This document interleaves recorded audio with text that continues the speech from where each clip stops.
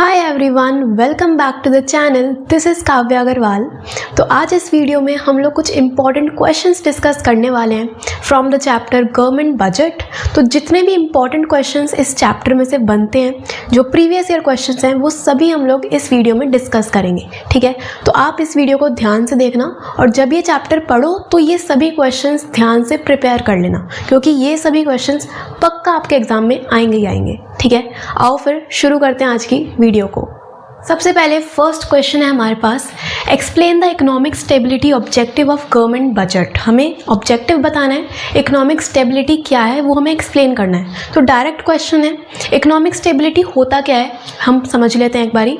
Economic stability का मतलब ये है कि एक इकोनॉमी में जितने भी प्राइजेस है ना, उनमें कुछ भी फ्लक्चुएशंस ना हो, है ना, कि प्राइस बहुत ज़्यादा भी नहीं होना चाहिए और बहुत कम भी नहीं होना चाहिए।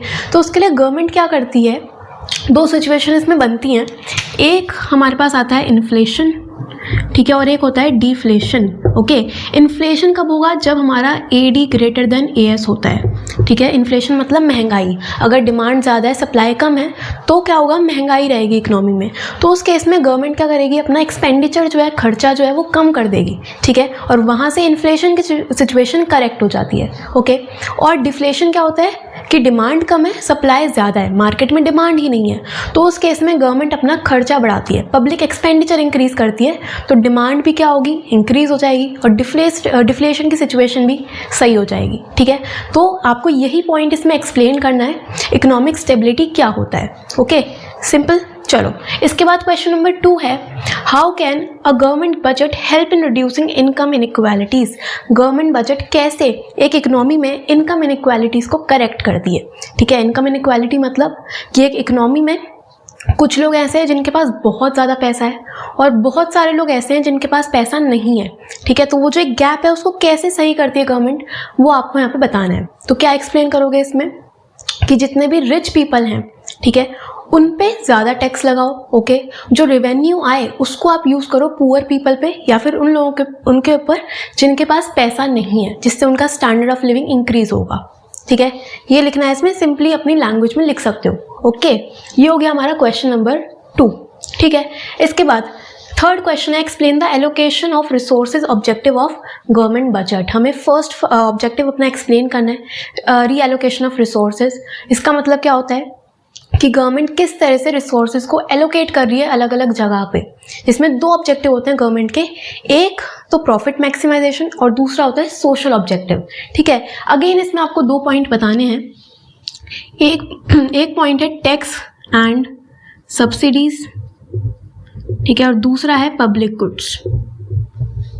टैक्स एंड सब्सिडीज में हमने पढ़ा था कि जितने भी हार्मफुल प्रोडक्ट्स हैं उस पर गवर्नमेंट ज़्यादा टैक्स लगाए। ठीक है, जैसे कि सिगरेट्स है तो उस पर टैक्स अगर आप ज़्यादा लगाओगे तो उसकी कंजम्पशन कम हो जाएगी, है ना। ऑल्दो ऐसा होता नहीं है असली में, जिसको कंज्यूम करना है वो करेगा, बट ये पॉइंट आपको यहाँ पे लिखना है। ठीक है, और जितने भी एनवायरमेंटल फ्रेंडली प्रोडक्ट्स हैं उस पर आपको सब्सिडीज देनी है। ठीक है, इससे क्या होगा? लोगों का वेलफेयर इंक्रीज होगा। ये आएगा सबसे पहले फर्स्ट पॉइंट में। ओके, सेकंड पॉइंट है पब्लिक गुड्स। तो पब्लिक गुड्स क्या होते हैं? पब्लिक गुड्स वो गुड्स हैं जिसमें प्रॉफिट का कोई भी स्कोप नहीं है। ठीक है, प्राइवेट सेक्टर प्रोवाइड ही नहीं कर सकता। ठीक है, पब्लिक गुड्स में आता है बेसिकली सैनिटेशन, ठीक है, और हमारा वाटर सप्लाई, डिफेंस। तो ये सभी सर्विसेज, ये सभी गुड्स कहलाते हैं पब्लिक गुड्स, जो कि गवर्नमेंट प्रोवाइड करती है टू द पीपल। ठीक है, तो ये दोनों पॉइंट्स आपको एक्सप्लेन करने हैं एलोकेशन ऑफ रिसोर्सेज फंक्शन में, ऑब्जेक्टिव में। ओके, ठीक है, चलो इसके बाद हमारे पास है question number 4, distinguish between revenue and capital receipt. तो बहुत ही डायरेक्ट क्वेश्चन, सिंपल क्वेश्चन है। रेवेन्यू रिसीट क्या होता है, कैपिटल रिसीट क्या होता है? रेवेन्यू रिसीट मतलब कि वो सभी इनकम गवर्नमेंट की जिससे ना तो कोई लाइबिलिटी क्रिएट हो रही है और ना ही कोई एसेट कम हो रहा है। और कैपिटल रिसीट क्या होता है कि वो सभी रिसीट्स, वो सभी इनकम जिससे या तो कोई लाइबिलिटी बन रही है या फिर एसेट कम हो रहा है। ओके, ये लिखना है आपको, और इसके साथ आप बेसिस ज़रूर लिखना। ठीक है, जितने भी डिफरेंसेस वाले क्वेश्चन होंगे ना उनको T फॉर्म में लिखना है और बेसिस के साथ, ये याद रखना। ओके, चलो देन क्वेश्चन नंबर 5 है, what are the implications of large revenue deficit. Revenue deficit के आपको इम्प्लीकेशंस लिखनी है। तो सबसे पहले एक्सप्लेन करना रेवेन्यू डेफिसिट होता क्या है। रेवेन्यू डेफिसिट क्या होता है? रेवेन्यू डेफिसिट मतलब revenue expenditure minus revenue receipt. ठीक है, कि गवर्नमेंट के रेगुलर नेचर के खर्चे ज़्यादा हैं और रेगुलर नेचर की इनकम कम है। ओके, इसकी इम्प्लीकेशंस क्या होंगी? ये बेसिकली शो करता है कि गवर्नमेंट अपने नॉर्मल जो खर्चे हैं उनको भी नहीं निकाल पा रहा है ना, वो अपनी पिछली सेविंग्स को यूज़ करके उन खर्चों को चला रहे हैं। ओके, इसके साथ साथ गवर्नमेंट इन एक्सपेंडिचर्स को मीट आउट करने के लिए बाहर से बोरोइंग कर रहा है। ओके, उससे क्या होगा? अगेन एक बर्डन ऐड हो जाएगा गवर्नमेंट के ऊपर। ओके, तो ये आपको यहाँ पे एक्सप्लेन करना है जितनी भी इम्प्लीकेशंस हैं रेवेन्यू डेफिसिट की वो। ठीक है, इसके साथ साथ एक और क्वेश्चन है give 2 measures to reduce it. कैसे रेवेन्यू डेफिसिट को हम करेक्ट कर सकते हैं? तो 2 इसमें आपको पॉइंट लिखना है। एक, या तो गवर्नमेंट अपना खर्चा कम कर ले, दूसरा या तो गवर्नमेंट अपना इनकम बढ़ा ले। ये 2 आपको इसमें पॉइंट्स मेंशन करने हैं। ठीक है, ये हो गया। इसके बाद क्वेश्चन नंबर 6 है explain the concept of fiscal deficit in a government budget. Fiscal deficit क्या होता है ये बताना है। What does it indicate? Again direct question है। तो फिस्कल डेफिसिट क्या होता है यार? फिस्कल डेफिसिट का फॉर्मूला है total expenditure minus total receipt excluding borrowings. ठीक है, बेसिकली फिस्कल डेफिसिट हमारी बोरोइंग्स को ही शो करता है। ओके, तो इसमें आपको फिर से फिस्कल डेफिसिट की इम्प्लीकेशंस लिख के आनी है, जैसे कि डेट ट्रैप है, इन्फ्लेशन है, वो सब पॉइंट्स आपको यहाँ पे लिखना है। ठीक है, ये क्वेश्चन बहुत इंपॉर्टेंट है, आएगा पक्का एग्जाम में। ठीक है, इसमें भी जो रेवेन्यू डेफिसिट है उसकी इम्प्लीकेशंस वेरी इंपॉर्टेंट। ठीक है, ये ध्यान से करना। ओके, इसके बाद question number 7 what is the difference between direct tax and indirect tax. तो अगेन डायरेक्ट क्वेश्चन है, टेबल फॉर्म में बनाना। ठीक है, इधर लिखना डायरेक्ट टैक्स, इधर लिखना इनडायरेक्ट टैक्स और इधर आएंगे बेसिस। ठीक है, कर सकते हो ये इजी। ओके, चलो इसके बाद question number 8 explain the role of government budget in fighting inflationary and deflationary tendencies.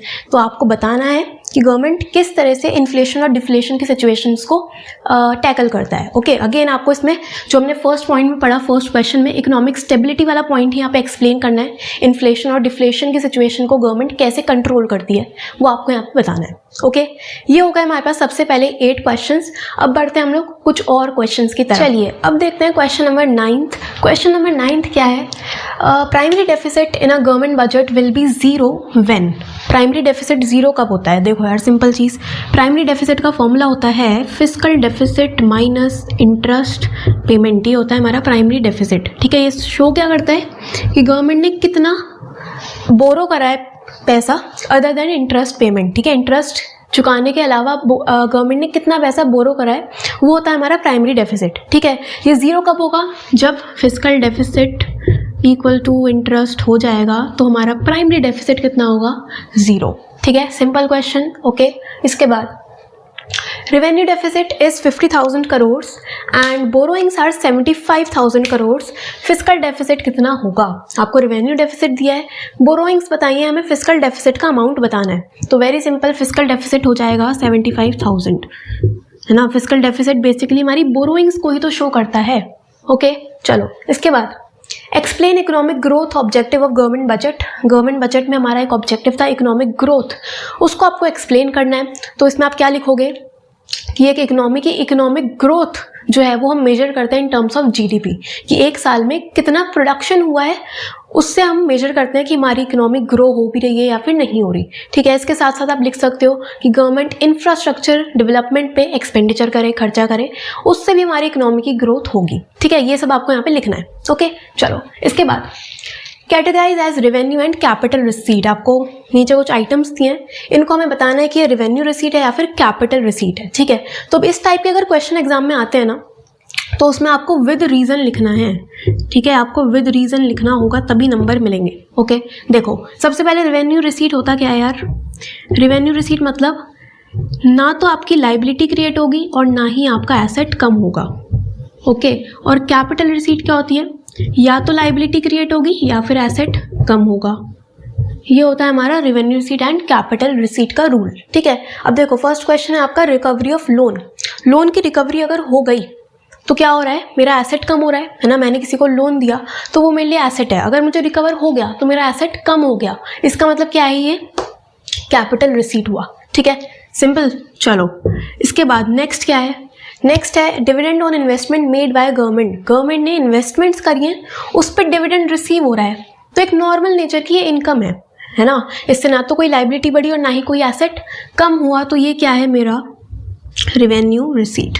ठीक है, नॉन टैक्स रिवेन्यू में आता है डिविडेंड। ओके, इसके बाद तीसरा है कॉर्पोरेशन टैक्स। तो टैक्स आपको पता है, ये tax revenue is again a part of revenue receipt. क्यों? क्योंकि इससे क्या हो रहा है, टैक्स से ना तो लाइबिलिटी बढ़ रही है और ना ही कोई एसेट कम हो रहा है। ठीक है, तो आपको विद रीजन लिखना है, एक एक लाइन का यही रीजन जो मैं आपको बोल के बता रही हूँ वो आपको लिखना होगा। ठीक है, इसके बाद क्वेश्चन नंबर 4 हमारा क्या है, sale of public sector undertaking.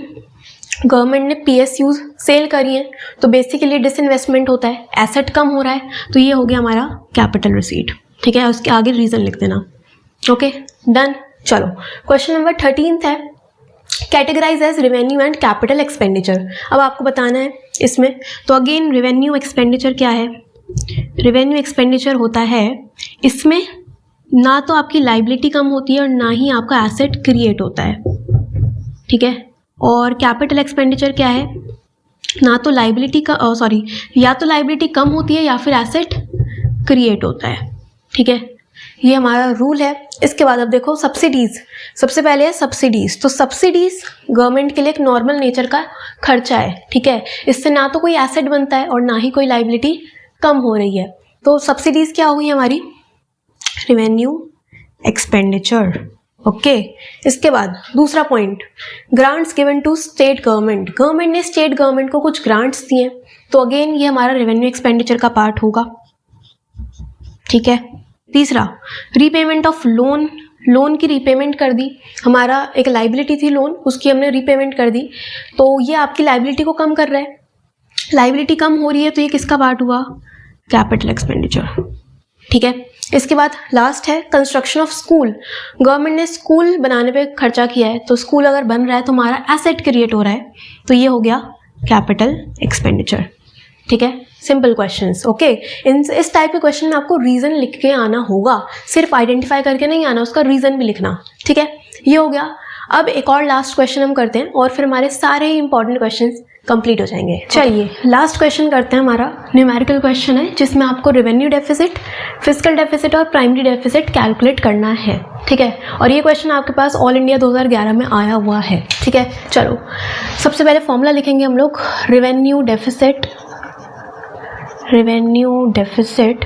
Equals to revenue expenditure minus revenue receipt. ठीक है, फुल फॉर्म यूज़ कर लेना आप लोग प्लीज़।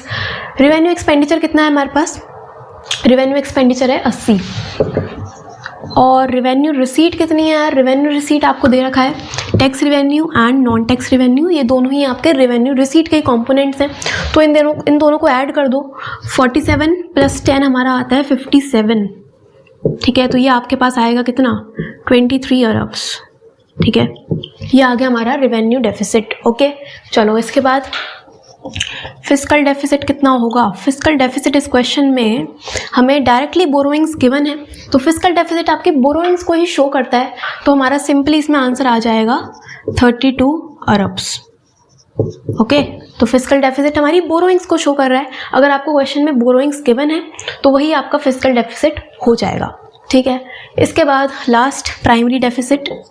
प्राइमरी डेफिसिट का फॉर्मूला आपको आना चाहिए, तो प्राइमरी डेफिसिट का फॉर्मूला होता है fiscal deficit minus interest payment. Fiscal deficit कितना, 32, और इंटरेस्ट कितना है, 20। ठीक है, ये आ गया आपके पास कितना, 12 अरब। ओके, ये आ गए हमारे आंसर्स। ठीक है, ये हो जाता है हमारा क्वेश्चन डन। ठीक है, इस टाइप का सिंपल क्वेश्चन 2011 में आ चुका है। ओके, तो मैंने आप लोगों को इस वीडियो में गवर्नमेंट बजट में से सारे ही important questions, previous year questions करवा दिए, तो इन सभी को ध्यान से आप लोग प्रिपेयर करना। चैप्टर जब पढ़ो तो ये सभी क्वेश्चंस को ज़रूर आप लोग कंप्लीट कर लेना। ठीक है, सारे इंपॉर्टेंट क्वेश्चंस थे हम लोगों ने कर लिए, और सिंपल छोटा सा ही चैप्टर है जिसमें से मेनली क्वेश्चन किस में से बनेगा, हमारा जो ऑब्जेक्टिव्स हैं गवर्नमेंट बजट के उसमें से, और इम्प्लीकेशंस आपको पता होनी चाहिए, प्लस आपको आइडेंटिफाई करना आना चाहिए कि कौन सा रेवेन्यू रिसीट है, कौन सा कैपिटल रिसीट है, कौन सा रेवेन्यू एक्सपेंडिचर और कौन सा कैपिटल एक्सपेंडिचर है। ठीक है, इसी टाइप के क्वेश्चन इसमें से बनेंगे। ठीक है, ओके, चलो मिलते हैं हम लोग नेक्स्ट वीडियो में, और हम लोग चैप्टर्स के इसी तरह से इंपॉर्टेंट क्वेश्चंस करेंगे। इस वीडियो को शेयर कर देना, सभी क्वेश्चंस को कंप्लीट कर लेना, लाइक करना मत भूलना और कमेंट कर देना। ओके, मिलते हैं नेक्स्ट वीडियो में। Thank you so much.